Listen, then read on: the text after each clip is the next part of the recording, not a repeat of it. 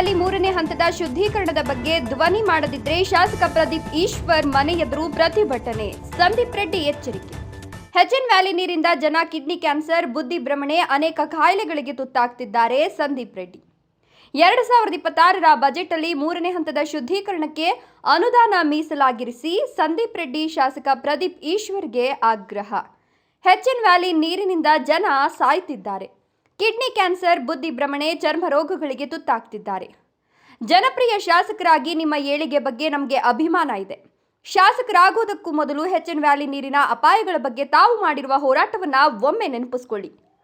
ಆಗೆಲ್ಲ ಇದ್ದ ವೀರಾವೇಶದ ಮಾತುಗಳು ಈಗ್ಯಾಕೆ ಕಣ್ಮರೆಯಾಗಿವೆ? ದಯವಿಟ್ಟು ಜನತೆಗೆ ತಿಳಿಸಿ. ಒಂದ್ ವೇಳೆ ನೀವು ಮೂರನೇ ಹಂತದ ಶುದ್ಧೀಕರಣಕ್ಕೆ ಅನುದಾನ ಮೀಸಲಾಗಿಡಿಸದಿದ್ದಲ್ಲಿ ಉಗ್ರ ಹೋರಾಟವನ್ನ ಎದುರಿಸಬೇಕಾಗ್ತದೆ. ಶಾಸಕರ ಮನೆ ಎದುರು ಪ್ರತಿಭಟನೆ ಮಾಡಲಾಗುವುದು.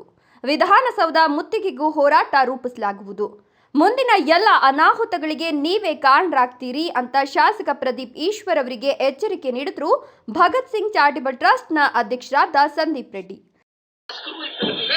ಆದ್ರೂ ಸಹ ಆ ಪ್ರಾಜೆಕ್ಟ್ ನನ್ನೂರು ಕೋಟಿಯಲ್ಲಿ ಮಾಡಬೇಕಾಗಿತ್ತು ಸರ್. ನಂದೊಂದು ಪ್ರಶ್ನೆ, ಮಂಗಳಯಾನ ಅಂತ ಮೊನ್ನೆ ಮಾಡಿದ್ರು. ಮಂಗಳ ಗ್ರಹಕ್ಕೆ ಸ್ಯಾಟಲೈಟ್ ಕಳಿಸಕ್ಕೆ ನಮ್ಮ ಇಂಡಿಯಾ ಖರ್ಚು ಮಾಡಿದ್ದು 450 ಕೋಟಿ. ಆದ್ರೆ ಹೆಬ್ಬಾಳದಿಂದ ಚಿಕ್ಕಬಳ್ಳಾಪುರಕ್ಕೆ ನೀರ್ ತರಕ್ಕೆ ನಮ್ಮ ಗೌರ್ಮೆಂಟ್ 863 ಕೋಟಿ ಖರ್ಚು ಮಾಡ್ತಿದೆ.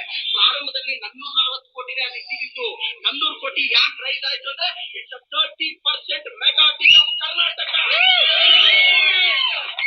250 ಕೋಟಿ ಡೀಲ್ ಇದೆ. ಇವತ್ತು ಆತ್ಮಸಾಕ್ಷಿಯಿಂದ ಹೇಳಬಿಡ್ಲಿ ನಮ್ಮ ಶಾಸಕರು 30% ಕಮಿಷನ್ ತಗೊಂಡಿಲ್ವೇನೋ ಅಂತ. ಇದು IAS ಇಂದ ಬಹಳಷ್ಟು ಜನಕ್ಕೆ ಗೊತ್ತು. 450 ಕೋಟಿಯಲ್ಲಿ ಮುಗಿಬೇಕಾಗಿರೋ ಪ್ರಾಜೆಕ್ಟ್ 800 ಕೋಟಿ ಬಂತು sir. It is the report of Indian institute of science. ಇವತ್ತು ಹೇಳ್ತಿದೀನಿ, ಹೆಬ್ಬಾಳ ಕೆರೆ ನೀರೇನಾದ್ರೂ ನಮ್ಮ ಕೆರೆಗಳಿಗೆ ತುಂಬಿದ್ರೆ 10 ಜನರಲ್ಲಿ 7 ಜನಕ್ಕೆ ಕಿಡ್ನಿ ಫೇಲ್ಯೂರ್ ಆಗೋದು ಸತ್ಯ. ನಾನು ಒಬ್ಬ ಬಯಾಲಜಿ ಪ್ರೊಫೆಸರ್, ಅದ್ರ ಬಗ್ಗೆ ನಾನು ಪಾಠ ಮಾಡ್ತೀನಿ. ಬಹಳಷ್ಟು ಜನ ಹೇಳ್ತಾರೆ ಅದು ವ್ಯವಸಾಯಕ್ಕೆ ಬಳಸೋ ನೀರು, ಬೇರೆ ಎಲ್ಲ ಏನಕ್ಕೆ ಅಂತ. ಸರ್, ಕೆರೆ ನೀರು ತುಂಬಿದಾಗ ಪಕ್ಕದಲ್ಲಿರೋ ಬೋರ್ ನೀರಿಗೆ ಅದು ರೈಸ್ ಆದಾಗ ಗ್ಯಾರಂಟಿ ಆರೋಗ್ಯ ಕೆಡುತ್ತೆ. ಒಂದು ಸಿಂಪಲ್ ಎಕ್ಸಾಂಪಲ್, ದೊಡ್ಡಬಳ್ಳಾಪುರದ ಹತ್ರ ಬಾರ್ಶೆಟ್ಟಹಳ್ಳಿ ಅಂತ ಒಂದು ಇಂಡಸ್ಟ್ರಿಯಲ್ ಏರಿಯಾ ಇದೆ. ಅಲ್ಲಿ ಗಾರ್ಮೆಂಟ್ಸ್ ಇಂದ ಇದಾಗಿ ಪಕ್ಕದ ಬೋರ್ವೆಲ್ ಅಲ್ಲಿ ಎಂತ ನೀರು ಬರ್ತಾ ಇದೆ ಅಂತ ನೀವು ಒಂದ್ಸಲ ನೋಡಿ ಸರ್. ಇವತ್ತು ಹೇಳ್ತೀನಿ, ಹೆಬ್ಬಾಳದ ಕೆರೆ ನೀರು ಅಲ್ಲಿ 250 ಕೋಟಿ ಡೀಲ್ ನಾನು ಆರೋಪಿಸ್ತೀನಿ. ನನ್ನ ಮೇಲೆ ಎಷ್ಟು ಬೇಕಾದ್ರೂ FIR ಆಗ್ಲಿ. 31% ಕಮಿಷನ್, 1% ಅಧಿಕಾರಿಗಳಿಗೆ, 30% ಸರ್ಕಾರಕ್ಕೆ. ಎಲ್ಲೆಲ್ಲಿ ಹೋಗಿದೆ ಅಂತ ಆಲ್ರೆಡಿ ಗೊತ್ತು. ತಾಕತ್ತಿದ್ರೆ ನನ್ನ ಮೇಲೆ FIR ಮಾಡಕ್ ಹೇಳಿ ಸರ್. ಹೆಬ್ಬಾಳದ ಕೆರೆ ನೀರು ಚುನಾವಣೆ ಖರ್ಚಿಗೆ ಹಾಸ್ಬೇಕು ಅಂತ ಸರ್. ನಮ್ಮ ಮಕ್ಕಳು ಸತ್ತೋಗ್ತಾರೆ ಸರ್, ಆ ನೀರು ಕುಡಿದ್ರೆ ಸತ್ತೋಗ್ತಾರೆ. ನನ್ನ ಪದ ಅಲ್ಲ. ಅವತ್ತು ಶಾಸಕರಾಗೋದ್ಕಿಂತ ಮೊದಲು ಬೇರೆ ಬೇರೆ ವೇದಿಕೆಗಳಲ್ಲಿ ಈ ರೀತಿಯ ವಿಡಿಯೋಗಳನ್ನು ಮಾಡಿ ಜನಗಳ ಗಮನವನ್ನು ಸೆಳೆದಿದ್ರು. ನಾವು ಸಹ ಇದರಿಂದ ಪ್ರಭಾವಿತರಾಗಿದ್ವಿ.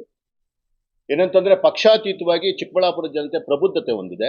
ಯಾರು ಏನೇ ಒಳ್ಳೇದನ್ನು ಮಾಡಿದ್ರು ಅವ್ರ ಪರವಾಗಿ ನಿಂತ್ಕೊಳ್ಳೋಂತಹ ಕೆಲಸ ಆವತ್ತಿಂದನೂ ನನ್ನ ಚಿಕ್ಕಬಳ್ಳಾಪುರ ಜನತೆ ಮಾಡ್ಕೊಂಡು ಬರ್ತಾ ಇದ್ದಾರೆ. ಆ ರೀತಿ ಒಂದು ಸಂದರ್ಭದಲ್ಲಿ ಇವತ್ತು ಇದ್ದಕ್ಕಿದ್ದಾಗೆ ಈ ರೀತಿಯ ವೀರಾವೇಶ ತೋರಿಸ್ತಿದ್ದಂತಹ ನಮ್ಮ ಶಾಸಕರಾಗಿದ್ದ ತಕ್ಷಣ ತಮ್ಮ ವೀರಾವೇಶವನ್ನ ಯಾಕೆ ಕಳ್ಕೊಂಡಿದ್ದಾರೆ, ಯಾಕೆ ಸೈಡ್ಗಿಟ್ಟಿದ್ದಾರೆ? ಆ ಬಡವರ ಮಕ್ಕಳು ನೀರು ಕುಡಿದು ಸತ್ತೋಗ್ತಾ ಇರೋದೇನಾದ್ರು ನಿಂತೋಗಿದ್ಯಾ?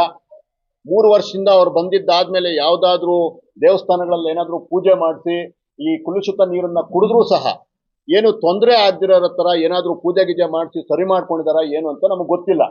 ಆದರೆ ನಿಜಕ್ಕೂ ಸಹ ಅವರು ಒಂದು ಜಾಣವಾದಂಥ ಒಬ್ಬ ನಿಜವಾದ ಪೊಲಿಟಿಷಿಯನ್ ಆಗಕ್ಕೆ ಹೊರಟಿದ್ದಾರೆ. ಅವ್ರನ್ನ ಲೀಡರ್ ಅಂತ ಅನ್ಕೊಂಡು ಜನ ಎಲ್ಲ ಗೆಲ್ಸಿದ್ರು. ಆದರೆ ಅವರು ಮತ್ತೊಬ್ಬ ರಾಜಕಾರಣಿ ಆಗುವತ್ತ ಹೊರಟಿದ್ದಾರೆ. ಈಗ ಅದಕ್ಕೆ ಏನೇ ಕೇಳಿದ್ರು ಅದಕ್ಕೊಂದು ಜಾರೋ ಉತ್ತರವನ್ನು ಕೊಡೋ ಅಷ್ಟು ಅವರಿಗೆ ರಾಜಕಾರಣದಲ್ಲಿ ಪ್ರಬುದ್ಧತೆ ಬಂದಿದೆ. ಏನು ಈ ಮತ್ತೆ ವಾಪಸ್ ಬರ್ತೀನಿ ನೀರನ್ನು ಕುಡಿಯೋ ಅಂತಹ ಜನ ಏನು ಇವತ್ತು ಒಂದು ಅಂಕಿಅಂಶಗಳನ್ನು ತಗೊಂಡೆ. ನಾನು ಎಲ್ಲ ಹಾಸ್ಪಿಟ್ಲ್ಗಳಲ್ಲಿ ಮಾತಾಡಿದೆ. ಮೇಜರ್ ಏನು ಪ್ರಾಬ್ಲಮ್ ಆಗ್ತಿದೆ ಅಂದರೆ, ತುಂಬ ಜನ ಸಣ್ಣ ಯುವಕರು, ರೈತರು, ಮತ್ತೆ ಒಂದಷ್ಟು ಜನ ಡಯಾಲಿಸಿಸ್ ಕಿಡ್ನಿ ಜಾಸ್ತಿ ಫೇಲ್ ಆಗ್ತಿದೆ. ಅದಕ್ಕೆ ನಾನೇನು ಮಾಡಿದೆ, ನಾನು ಯಾವುದು ನಿಮ್ಮ ಮುಂದೆ ಆಧಾರರಹಿತವಾಗಿ ಆರೋಪ ಮಾಡೋದಕ್ಕೆ ನನಗೆ ಇಷ್ಟ ಇಲ್ಲ. ಯಾವತ್ತು ನಾನು ಕನ್ಸ್ಟ್ರಕ್ಟಿವ್ ಆಗಿ ರಚನಾತ್ಮಕವಾಗಿ ನಮ್ಮ ಸಮಾಜವನ್ನು ಕಟ್ಟಬೇಕು ಅಂತ ಅನ್ಕೊಂಡಿರೋದ್ರಲ್ಲಿ ನಾನೊಬ್ಬ. ಮೊನ್ನೆ ಸಹ ಯಾವುದೋ ಒಂದು ವಿಷಯಕ್ಕೆ ಪ್ರದೀಪ್ ಈಶ್ವರ್ ಅವರು ಟ್ರೋಲ್ ಆಗ್ತಾ ಇದ್ದಂತಹ ವಿಷಯಕ್ಕೆ ನನ್ನ ಕೇಳಿದಾಗ ನಾನು ಅವರು ಬೇರೆ ಪಾರ್ಟಿಯವರಾಗಿದ್ರು ಸಹ ಪ್ರದೀಪ್ ಈಶ್ವರ್ ಅವರು ಟ್ರೋಲ್ ಆಗಿಲ್ಲ, ಅದು ಹಂಗಲ್ಲ ಹಿಂಗೆ ಅಂತ ಪ್ರದೀಪ್ ಈಶ್ವರ್ ಅವ್ರ ಪರವಾಗಿ ನಾನು ಮಾತಾಡಿದೆ.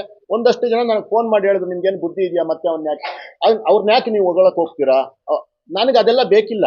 ನಾನು ರಾಜಕೀಯ ಲೆಕ್ಕಾಚಾರ ಇಟ್ಕೊಂಡು ಕೆಲಸ ಮಾಡಕ್ ಬಂದಿಲ್ಲ. ನಾನು ಬಂದಿರೋದು ಒಳ್ಳೇದಿದ್ರೆ ಒಳ್ಳೇದು, ಕೆಟ್ಟದಿದ್ರೆ ಕೆಟ್ಟದು. ಅದು ಯಾರಾದ್ರೂ ಆಗಿರ್ಬೋದು. ಈ ಒಂದು ಕಾಲಘಟ್ಟದಲ್ಲಿ ನಾನು ಈಗಾಗಲೇ ಸುಮಾರು ಬಾರಿ ತಮ್ಮೆಲ್ಲರ ಬಳಿ ಮತ್ತು ಬೇರೆ ಬೇರೆ ವೇದಿಕೆಗಳಲ್ಲಿ ಚಿಕ್ಕಬಳ್ಳಾಪುರಕ್ಕೆ ಅತ್ಯವಶ್ಯಕವಾದಂತಹ ಏನು ಟರ್ಷರಿ ಟ್ರೀಟ್ಮೆಂಟ್, ತೃತೀಯ ಹಂತದ ನೀರಿನ ಶುದ್ಧೀಕರಣದ ಬಗ್ಗೆ ಬಜೆಟ್ನಲ್ಲಿ ಅನುದಾನವನ್ನು ಮೀಸಲಿಡಬೇಕು, ಅದಕ್ಕೆ ಪ್ಲಾನ್ ಮಾಡ್ಕೊಬೇಕು. ಚಿಕ್ಕಬಳ್ಳಾಪುರ ಜನತೆಯ ಏನೀಗಾಗಲೇ ವಿಷ ಏನು ಕುಡಿಸ್ತಾ ಇದ್ದಾರೆ ಎಲ್ಲ ಸರ್ಕಾರಗಳು ಸೇರಿ, ಅದನ್ನ ಕೊನೆಗಾಣಿಸುವಂತಹ ನಿಟ್ಟಿನಲ್ಲಿ ಈ ಸರ್ಕಾರ ಕೆಲಸ ಮಾಡಬೇಕು. ಮೆನ್ಷನ್ ಮಾಡಕ್ಕೆ ಏನು ಇಷ್ಟಪಡ್ತೀನಿ, ಇವರೆಲ್ಲ ನೀರನ್ನ ತಗೊಂಬಂದು ಏನೋ ತಗೊಂಬಂದ್ಬಿಟ್ಟಿದೀವಿ, ಈ ನೀರನ್ನ ನಾವು ಉದ್ಧಾರ ಮಾಡ್ಬಿಡ್ತೀವಿ ಅಂತ ಹೇಳ್ತಿರೋಂತಹ ಇದೇ ಪರಿಸ್ಥಿತಿಯಲ್ಲಿ, ಇದೇ ಕಾಲಘಟ್ಟದಲ್ಲಿ ನಾನು ಒಂದು ಎಕ್ಸಾಂಪಲ್ ಹೇಳಕ್ ಇಷ್ಟಪಡ್ತೀನಿ.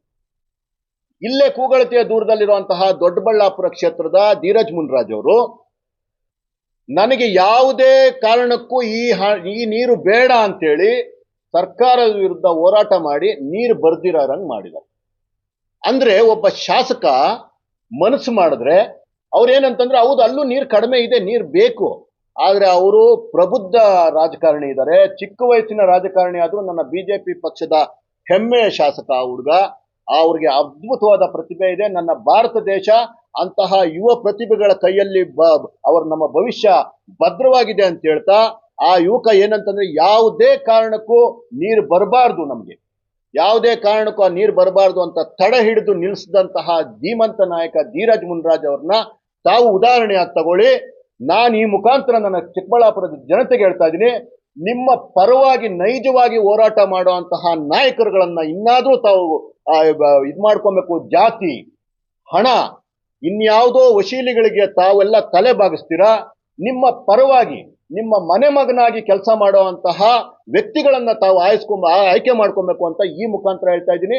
ಸರಿ, ಧೀರಜ್ ಮುನ್ರಾಜ್ ಅವರೇನೋ ಬಿಜೆಪಿ ಅವರಾಯ್ತು, ಅಲ್ಲಿಗೆ ಹೋಗೋಣ. ಪಕ್ಕದಲ್ಲೇ ಕ್ಷೇತ್ರ, ನನ್ನ ಲೋಕಸಭಾ ಕ್ಷೇತ್ರದಲ್ಲೇ ಇರುವಂತಹ ನೆಲಮಂಗಲದಲ್ಲಿ ಒಬ್ಬ ದಲಿತ ಶಾಸಕರು, ನಿಜಕ್ಕೂ ಅವ್ರ ಬಗ್ಗೆ ನನಗೆ ಗೌರವ ಇದೆ. ಅವರೊಬ್ಬ ಕಾಂಗ್ರೆಸ್ ಶಾಸಕರು ಶ್ರೀನಿವಾಸ್ ಅವರು ತಮ್ಮದೇ ಸರ್ಕಾರದ ಅನುದಾನವನ್ನ ಬೇಡ ಅಂತಾರೆ, ತಮ್ಮ ಸರ್ಕಾರದ ನೀರನ್ನ ಬೇಡ ಅಂತಾರೆ. ವಿಧಾನಸಭೆಯಲ್ಲಿ ಗಟ್ಟಿಯಾಗಿ ಕೂಗಿ ಹೇಳಿದ್ದಾರೆ, ನನಗೆ ಕೊಡಬಾರ್ದು ನೀರು ಅಂತ. ಅಂದ್ರೆ ಯಾರೋ ಒಬ್ಬ ಶಾಸಕರು ಬೇಡ ಅನ್ನುವಂತಹ ನೀರನ್ನ ನೀವು ತಗೊಂಬಂದು ನಮಗೆ ಕುಡಿಸ್ತಾ ಇದ್ದೀರಾ ಅಂತಂದ್ರೆ ನೀವು 100% ಅಪರಾಧ ಮಾಡ್ತಿದ್ದೀರಾ. ಈ ಅಪರಾಧದ ಹಿಂದೆ ನಿಮಗೇನೋ ಲಾಭ ಇದೆ, ಅದು ಹಣದ ಲಾಭ ಇರ್ಬೋದು ಅಥವಾ ಇನ್ಯಾರನ್ನೋ ಮೆಚ್ಚಿಸೋ ಅಂತ ಲಾಭ ಇರ್ಬೋದು, ನಮಗ್ ಗೊತ್ತಿಲ್ಲ. ಆದ್ರೆ ಯಾರೋ ಬೇಡ ಅಂದಿದ್ದನ್ನ ನಾವೇನು ಹೇಳ್ತಾ ಇಲ್ಲ. ನಾನೊಬ್ಬ ಸಾಮಾನ್ಯ ಪ್ರಜೆ, ನನಗೆ ಗೊತ್ತಿರೋ ಮಟ್ಟದಲ್ಲಿ ನಾನು ಮಾತ್ರ ಮಾತಾಡಿದೆ. ಆದ್ರೆ ನಾನು ಕೆಲವು ಉದಾಹರಣೆಗಳನ್ನು ತಗೊಂಡಾಗ ನಿಮ್ಮದೇ ಆದಂತಹ ಶಾಸಕರು, ನಿಮ್ಮ ಪಕ್ಷದ ಶಾಸಕರು ನನಗೆ ಬೇಡ ಈ ನೀರು ಅಂತ ವಿಧಾನಸಭೆಯಲ್ಲಿ ಗಟ್ಟಿಯಾಗಿ ಕೂಗಿ ಹೇಳ್ತಾರೆ ಅಂತಂದ್ರೆ ಆ ನೀರಿನಲ್ಲಿ ಏನೋ ತೊಂದರೆ ಇದೆ ಅಂತ ಆಗ್ಲೂ ತಮಗ್ ಗೊತ್ತಾಗಿಲ್ವಾ ಶಾಸಕರೇ ಅಂತ ಈ ಮುಖಾಂತರ ಮತ್ತೊಮ್ಮೆ ತಮ್ಮಲ್ಲಿ ಮನವಿ ಮಾಡ್ಕೊಂತ ಇದ್ದೀವಿ. ಈಗ ನಾವು ಈ ಮುಖಾಂತರ ಶಾಸಕರಿಗೆ ಕ್ಲಿಯರ್ ಆಗಿ ಎಚ್ಚರಿಕೆ ಕೂಡ ಕೊಟ್ಟಿದ್ದೀವಿ. ನಾವು ಅದು 10 ಜನ ಹೋಗಿ ಹೋರಾಟ ಮಾಡ್ತೀವೋ 100 ಜನ ಹೋಗಿ ಹೋರಾಟ ಮಾಡ್ತೀವೋ, ನಮ್ಮ ಉದ್ದೇಶ ಸರಿ ಇರೋದ್ರಿಂದ ಇಡೀ ಚಿಕ್ಕಬಳ್ಳಾಪುರ ನಮ್ಮ ಜೊತೆ ನಿಂತ್ಕೊಳ್ಳುತ್ತೆ ಅನ್ನೋ ನಮ್ಮ ನಂಬಿಕೆ ಇದೆ. ಉಗ್ರವಾದ ಹೋರಾಟ ಅಂತೂ ಆಗುತ್ತೆ, ಬಜೆಟ್ ಅಲ್ಲಿ ಹಣ ಇಟ್ಟಿಲ್ಲ ಅಂದ್ರೆ ಮಾತ್ರ.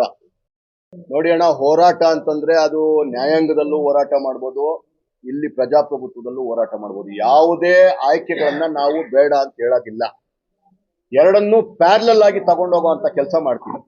ನ್ಯಾಯಾಂಗ ವ್ಯವಸ್ಥೆ ನಮ್ಮ ಭಾರತದಲ್ಲಿ ಯಾವ ರೀತಿ ಕೆಲಸ ಆಗುತ್ತೆ ಅನ್ನೋದು ತಮ್ಗೆಲ್ಲರಿಗೂ ಗೊತ್ತಿದೆ. ನಿಮ್ಗೆ ಕ್ಲಿಯರ್ ಆಗಿ ಹೇಳಿದೀನಿ. ಈಗಲ್ಲ, ಈಗ ಸುಮ್ನೆ ಹೋರಾಟ ಮಾಡೋದಕ್ಕೆ ನಾವು ರಾಜಕೀಯ ಮೈಲೇಜ್ ತಗೊಳ್ಳೋಂತಹ ವ್ಯಕ್ತಿಗಳಲ್ಲ. ನಮಗೆ ಕೆಲಸ ಆಗಿಲ್ಲ ಅಂದ್ರೆ ಮಾತ್ರ 100% ಉಗ್ರವಾದ ಹೋರಾಟಗಳನ್ನ, ಸರಣಿ ಹೋರಾಟಗಳನ್ನ ನಾವು ಮಾಡೋದಕ್ಕೆ ಹೊರಟು. ಜಂಗಾಲಹಳ್ಳಿ ಅಶ್ವಥ್, ಪವನ್ ನ್ಯೂಸ್ 1 ಚಿಕ್ಕಬಳ್ಳಾಪುರ.